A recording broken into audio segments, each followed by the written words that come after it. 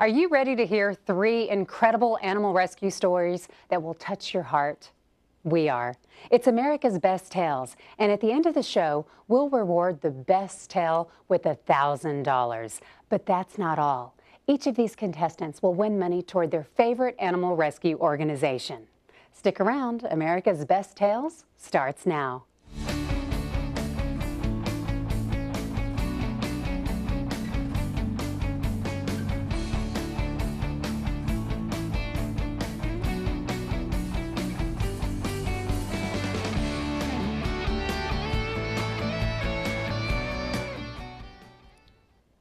Hi everyone, I'm Farrah White, and this is America's Best Tales.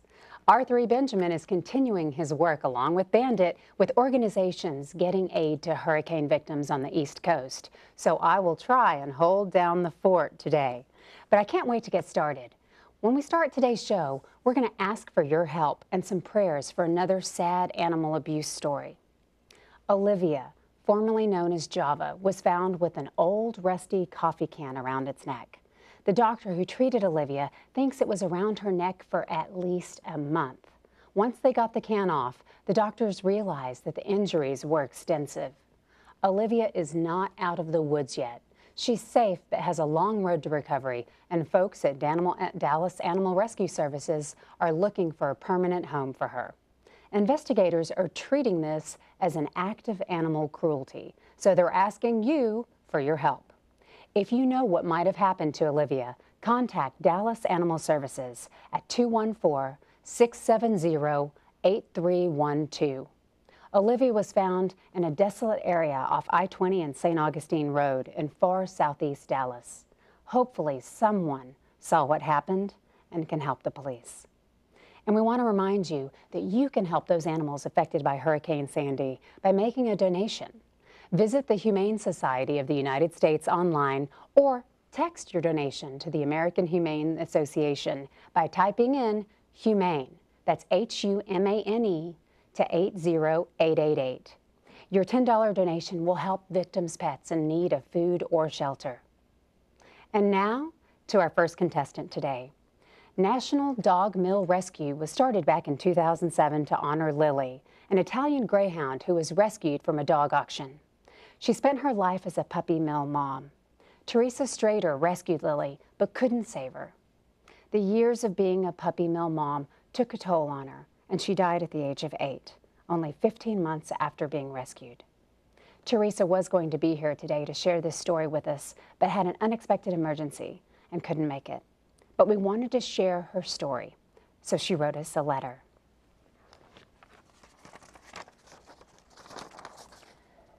In February 2007, veteran dog rescuer Teresa Strader received a one-sentence email that she happily changed the course of her life forever for.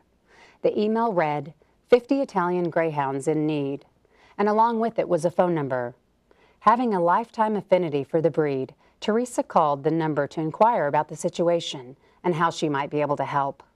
She learned that a large-scale commercial breeder, a puppy mill, was going out of business, and that all the breeders' dogs were going up for auction. 561 dogs, 49 of which were Italian Greyhounds. Right away, Teresa offered to help, saying she could care for 3 or 4 dogs from the rescue through adoption. There was one sizable obstacle, though. The rescuers were from Ohio. The dog auction was in Missouri, and Teresa lives in Colorado. How would she get the dogs? There was only one way to make it work, and that was for her to travel to Missouri, attend the auction, and transport the dogs home herself. So a couple of days later, off to Missouri she went. Acknowledging that she had never even heard of a dog auction, Teresa knew this experience was likely to be life-changing. Walking inside a 500-plus puppy mill for the lifelong dog lover and passionate animal advocate was sure to make a disturbing and lasting impression. Not to mention the moment Teresa locked eyes with a terrified, disfigured little Italian greyhound. The following is an excerpt from a letter Teresa wrote about that day. February 17, 2007, I arrived at the auction site in Lamar, Missouri. All was new to me. I was completely unaware of what I was about to see and, moreover, what I was about to learn. Little did I know that on this very day, I would embark upon the most daunting yet extraordinary experience of my life.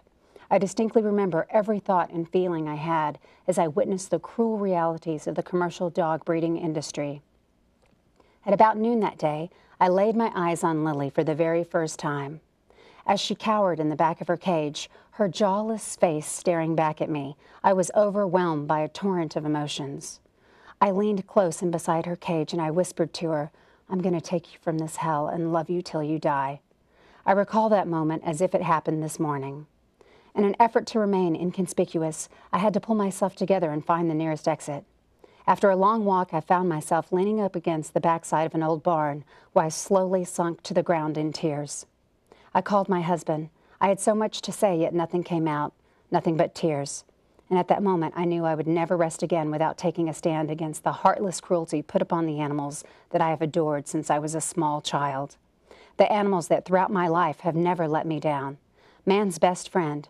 In that very moment, on that day, National Mill Dog Rescue was born. Succumbing to the years of relentless breeding, neglect, Lily died in May of 2008 in the loving arms of her family, 15 months after she was rescued. Teresa Strader vowed, seriously, that Lily's life would not be in vain. Today, National Mill Dog Rescue is a dynamic, thriving organization dedicated to the memory of this very special dog whose careless suffering will never be forgotten. To date, NMDR has rescued almost 7,000 puppy mill survivors and has amassed over 1,400 volunteers who are the lifeblood of the organization. NMDR is considered the national expert in the rescue, care, and placement of former puppy mill dogs. The organization proudly upholds a no-kill policy, provides the highest level of veterinary care, and operates with a 95% volunteer staff, and is successful in finding permanent loving homes for every single dog they rescue. Yes, Lily's tiny, disfigured little self is known all around the world as the dog whose life story would bring love and freedom to thousands. Lily is here on behalf of National Dog Mill Rescue, and what she went through is now helping other puppy mill moms. You can find out more online at www.milldogrescue.org. We're going to take a break, and when we come back, we're not going to talk about puppy mills or sad events. We're going to go ahead and return with our second contestant. They'll hopefully cheer us up a little bit, so stay with us.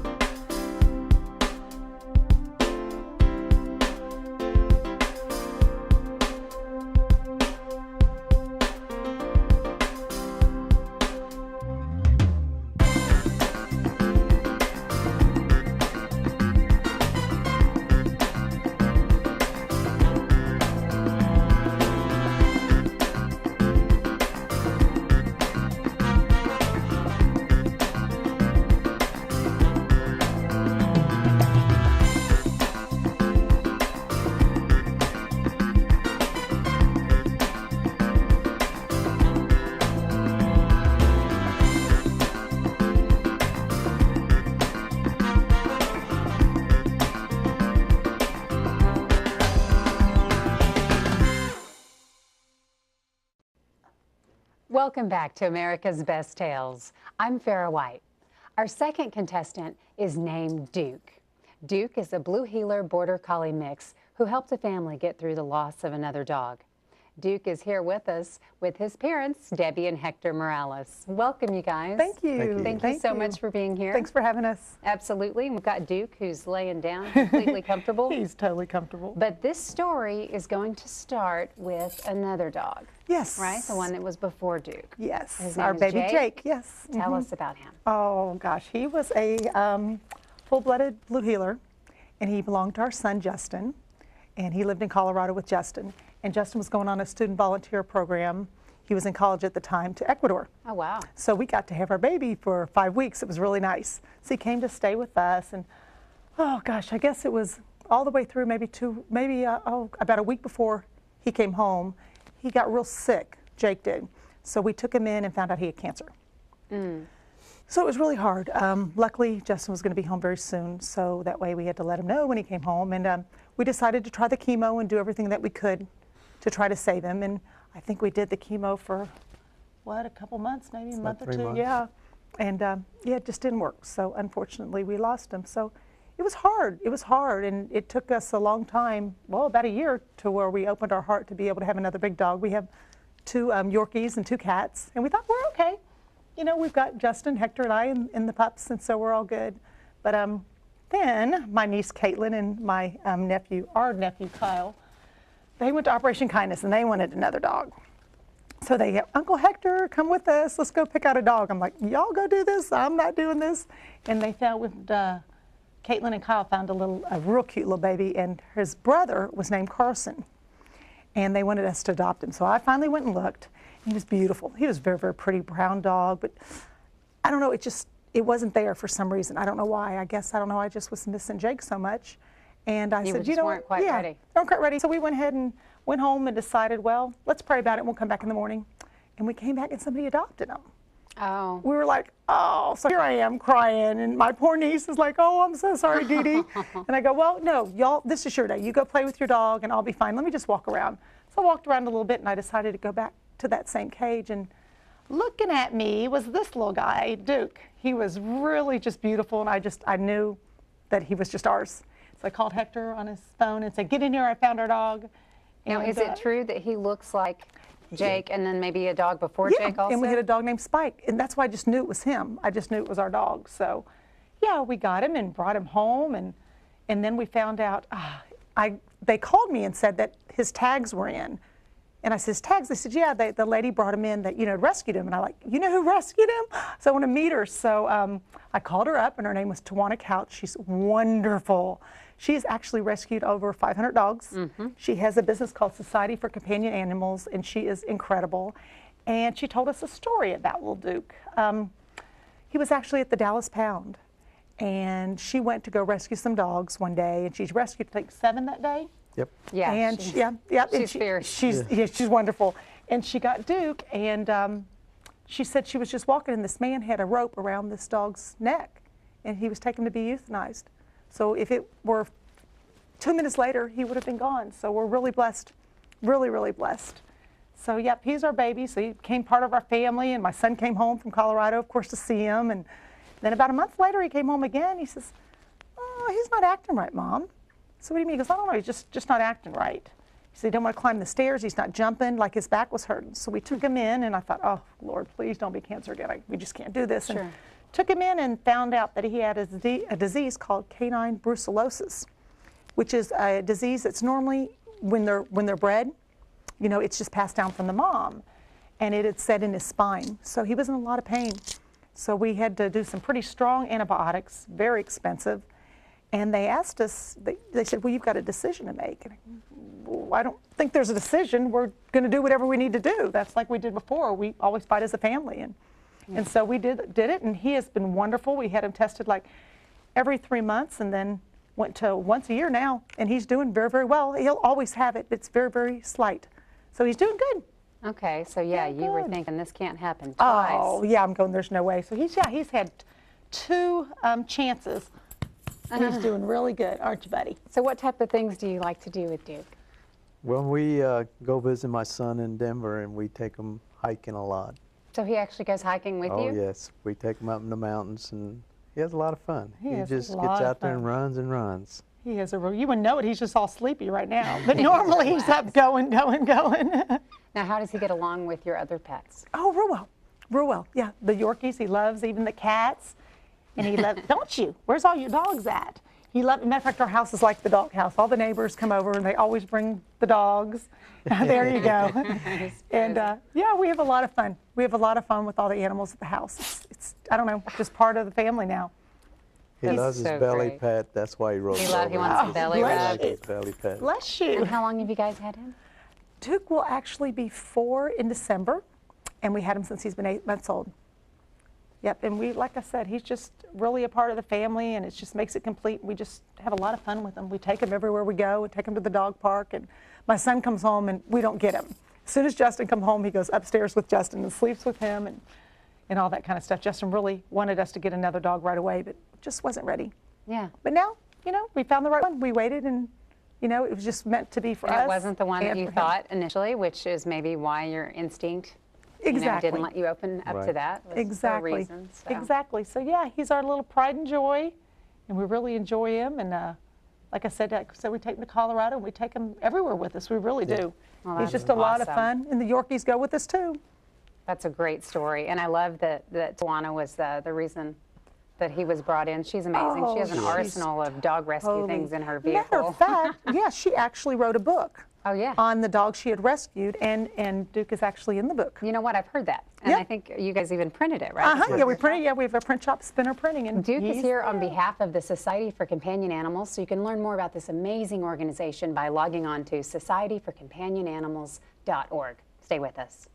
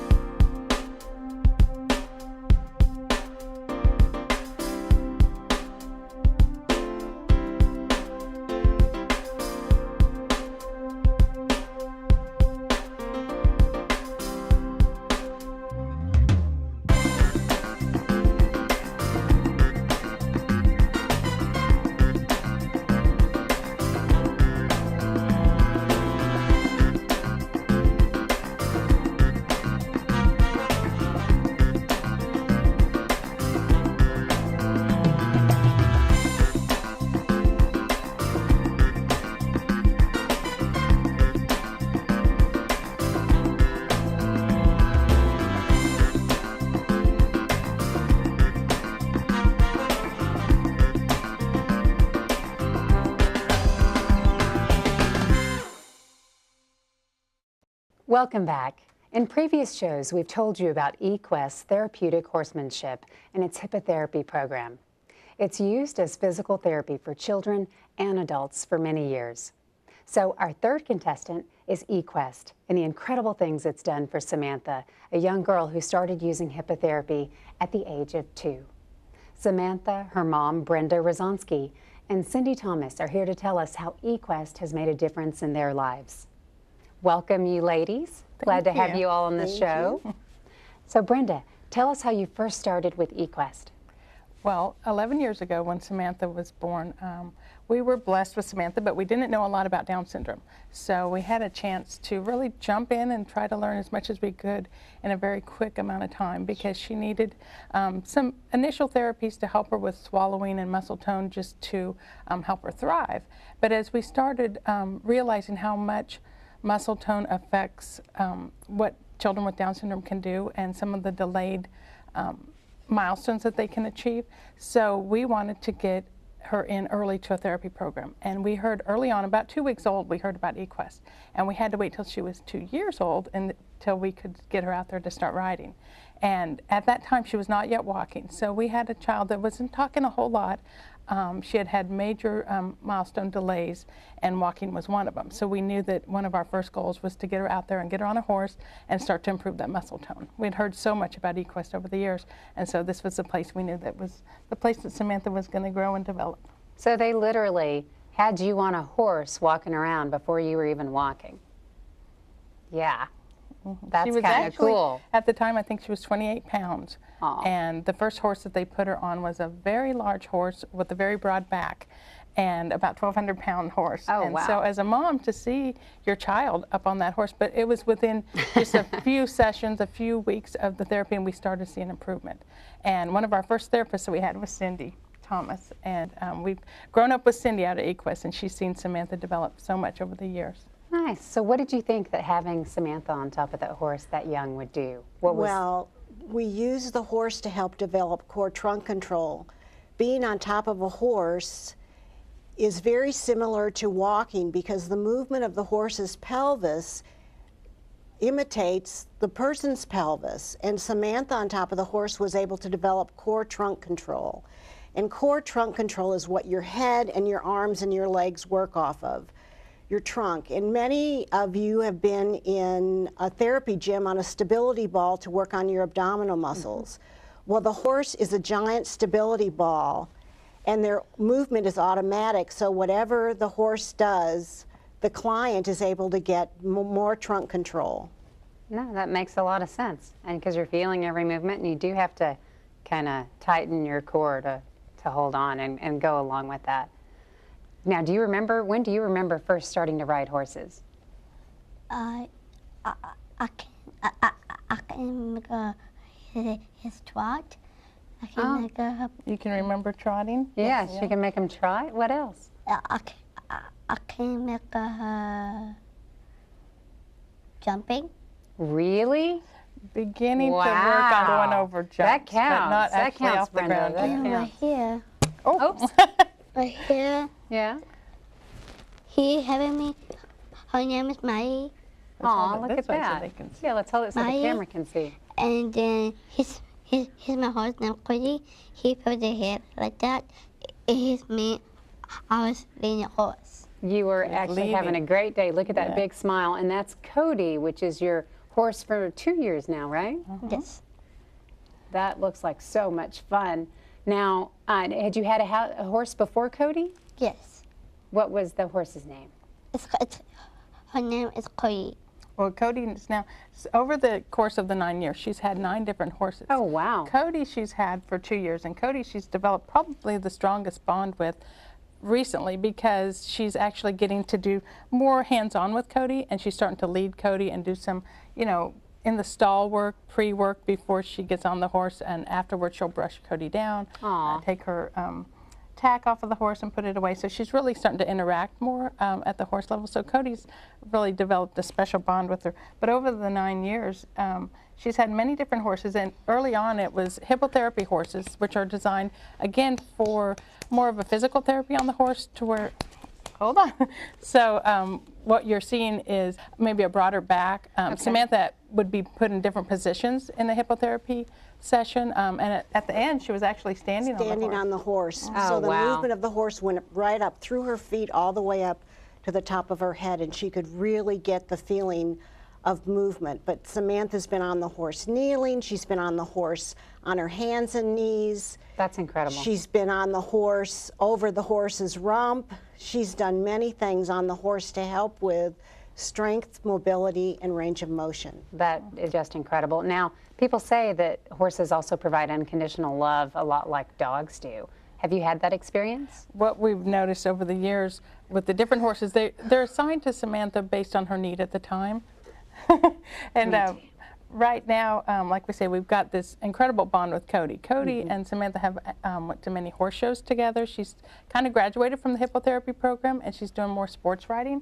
And she's able to go compete now. She competes in Special Olympics and some of the area shows that she's able to compete in. I hear she has something to show us. wanted to show so you I'm going to let something. you show that to us. And Brenda, what would you say to other parents considering hippotherapy? Do you want to show it real quick? Look. Oh, wow. Can you hold that up so the camera can see it? Look at that. This is a belt buckle that she won at the Chisholm That's so Challenge pretty. horse show over at the Fort Worth Stockyards every year that held a horse show for special needs individuals. That is good looking. I am the first. I am first. You won You won place. first. Yeah. I won first. Yeah, you and Cody, huh? Yes. And what I would think I would say to other parents is, you know, I didn't expect 11 years ago that we would be where we are. Sure. And if you would have asked me that I would have had a child with special needs, that I would have jumped into this world of unknowns. And I think we have thrived in this world, and we have seen so many positives with Samantha. You can put it away. So many positives with Samantha. Physically, but we're seeing so much on the social side. Oh, yeah. She gets to interact with the horses, with the volunteers. We see that it's not only for the gross motor, she's doing fine motor right now, controlling her reins. And so what we've discovered with eQuest is this is a therapy that really, it kind of rolls all the therapies that we're looking for into one. See, which is perfect. So Samantha is playing for eQuest Therapeutic Horsemanship today. So go to equest.org to find out more about this amazing organization. And when we come back, we'll reveal today's best tell. So stay with us.